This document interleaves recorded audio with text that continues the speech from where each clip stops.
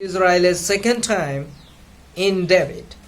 Even after granting the law to Moses, Israel was not strong enough to ensure that it could be kept in the right way. Only after the establishment of a strong monarchy and the capture of Jerusalem was it possible to implement the law of Moses. And the strong monarchy, the period of David, is known as the golden period of monarchy. David himself was not allowed to do this, but had to consign the work to his son Solomon, who built the temple in which the atoning sacrifice was made. However, David was promised that his descendants would reign forever on the throne of Israel.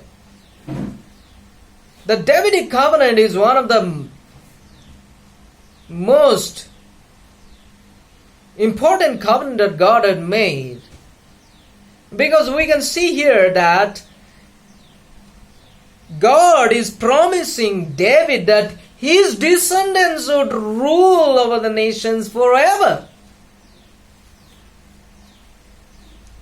His descendants would reign forever on the throne of Israel. And that in him the destination of the people would ultimately be realized.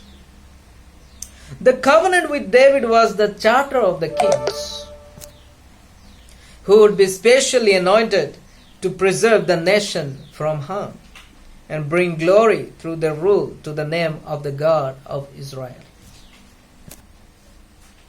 Now, the most important ways of explanation that Johannes Causius is making. The seventh explanation. Christ came to be the fulfillment of the covenant promises made to Abraham and also of those made to Adam. The covenant promises made to Abraham, Moses, and David were all temporary in character. They contained within them the promise of a future fulfillment when God would send His anointed one, the Messiah, to restore Israel once and for all.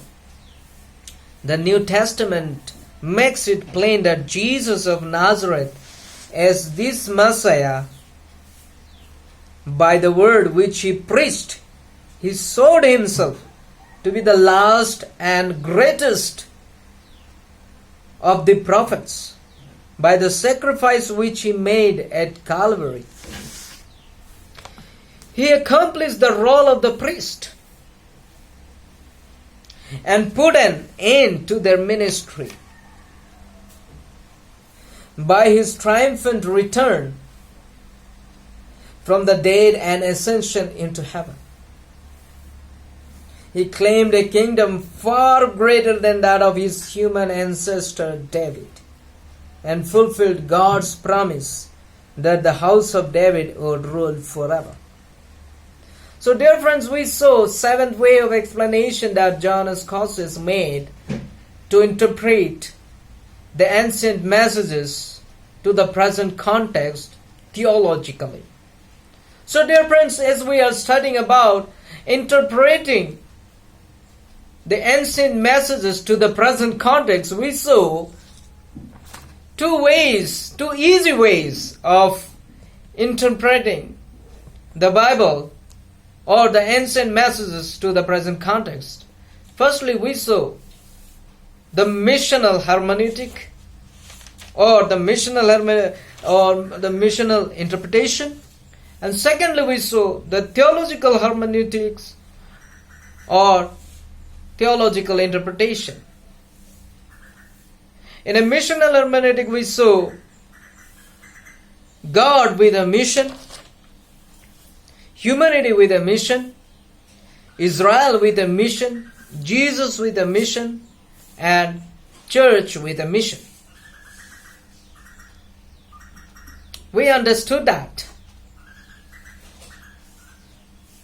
studying the Bible from the missional perspective. we analyze in different layers. And theologically, we found the explanation of Johannes Cassius. In 7 steps he explains. Firstly, we saw that the covenant is all about the relationship of human with God. And God, secondly, we saw God is making a covenant with Adam. And thirdly, he explains that the Adamic covenant was broken due to disobedience. And thirdly, God is making a covenant with Noah. And fourthly, we saw even after the Noahic covenant, he is making covenant with Abraham.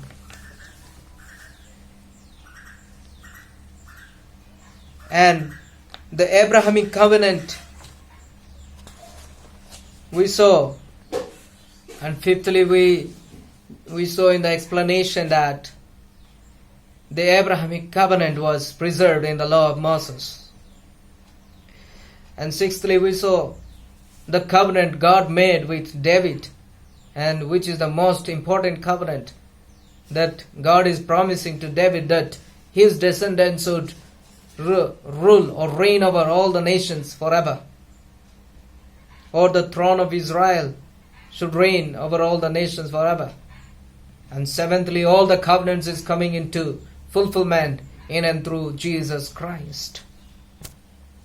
So my dear friends, when we analyze these 2 types of interpretive methods, that is missional and theological, we can be easily understanding the Bible or understanding the ancient message and interpret it into our present context.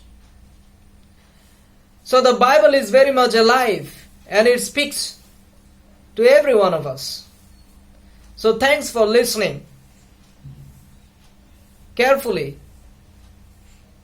to this class. May God bless you. Thank you.